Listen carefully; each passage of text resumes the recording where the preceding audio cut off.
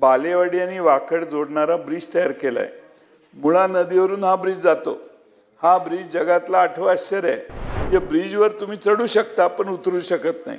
कारण काय तर ब्रिजच्या आजूबाजूची जमीन अधिग्रहित केली गेली नाही। हा जगातला पहिला ब्रिज असेल की जमीन लँड ॲक्विजिशनच केली नाही।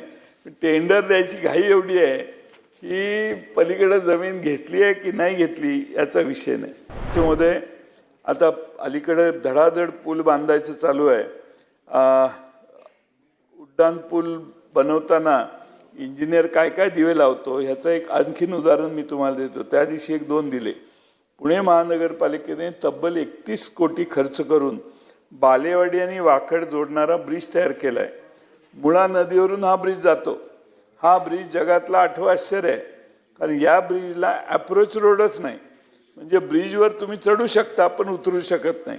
कारण काय तर ब्रिजच्या आजूबाजूची जमीन अधिग्रहित केली गेली नाही।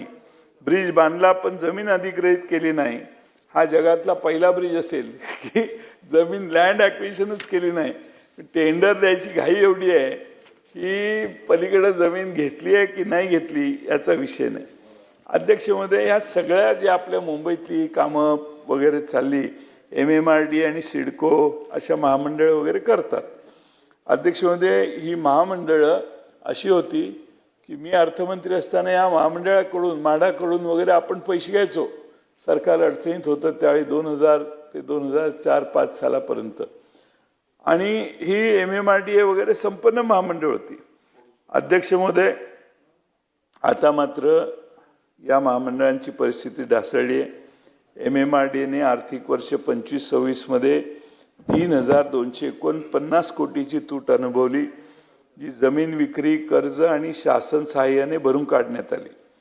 40,187 कोटीच्या बजेटमध्ये व्याज खर्च 2805 कोटीपर्यंत पोहोचलाय। तो जवळपास 50 पट वाढलाय। 26-27 मध्ये MMRDA 17 लाखाचा एक छोटा सरप्लस जाहीर केला, पण तो BKC मधील जमीन विक्री करून मिळणाऱ्या 11,178 कोटी रुपयावर अवलंबून आहे। अजून विक्री झालेली नाही। आपण म्हणतोय की एवढ्यावर जमीन जाईल। आणि त्यामुळे अध्यक्ष महोदय, बजेटमध्ये एकूण जमेमध्ये MMRDAच्या 56% वाटा हा कर्जाचा आहे। गेल्या 5 वर्षामध्ये त्यामध्ये बेसुमार वाढ होते। 22-23 मध्ये 8,747, 23-24 मध्ये 9,396, 24-25 मध्ये 10,009 कोटी, सन 25-26 मध्ये 15,548 कोटी एवढी वाढ झालेली दिसत आहे। अध्यक्ष महोदय, सिडकोच्या मुदत ठेवी 2,324 कोटींनी कमी झाल्या। एकंदरीत कर्ज काढून दिवाळी सण साजरा करणे चालू आहे। केंद्र शासन जसे शासनाच्या वेगळ्या कंपन्या खाजगी लोकांना विकत आहे, तसेच ही महामंडळे देखील त्यांच्याकडून असलेल्या जमिनी विकून, मालमत्ता विकून कारभार राखण्याचं काम सध्या चालू आहे।